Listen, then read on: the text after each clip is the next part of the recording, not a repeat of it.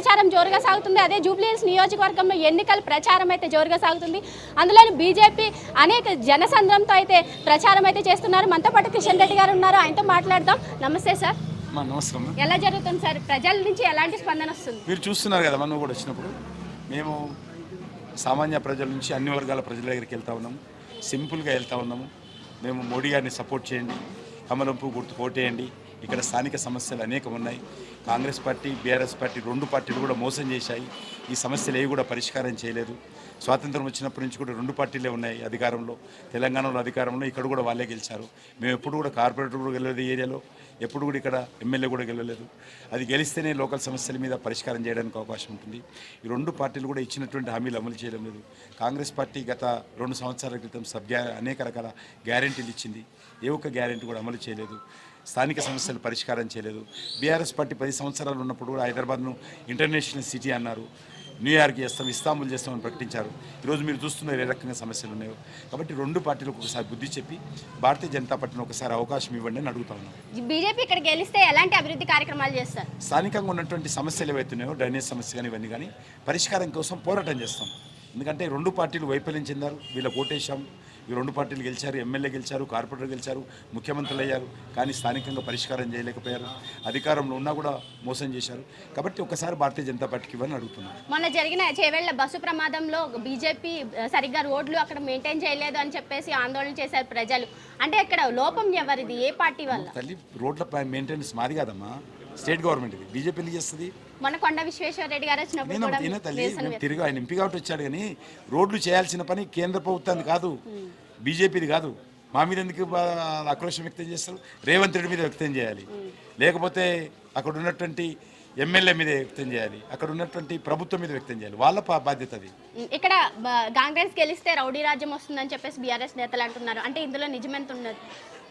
వాస్తవమే. రెండు పార్టీలు గెలిస్తే రౌడీ రాజ్యమే ఉండింది.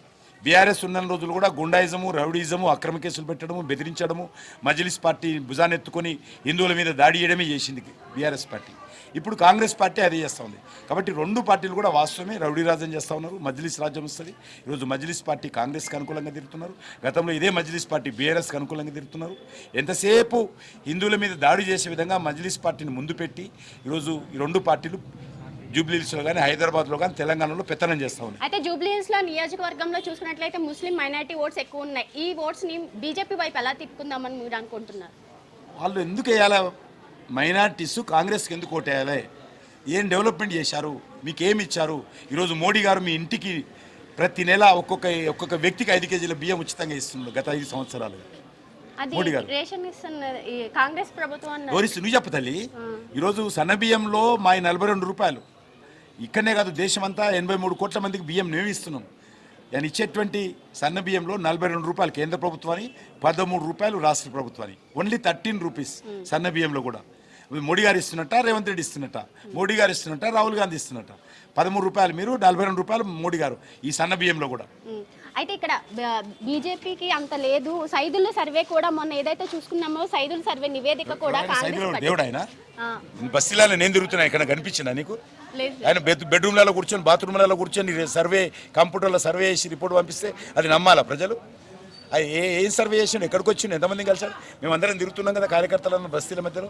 ఎక్కడన్నా మాకు ప్రొటెస్ట్ వస్తుందా? ఎక్కడ వెళ్ళినా సానుకూలత ఉంది. కాబట్టి ఈ సర్వేలు గిర్వేలు నమ్మం మేము.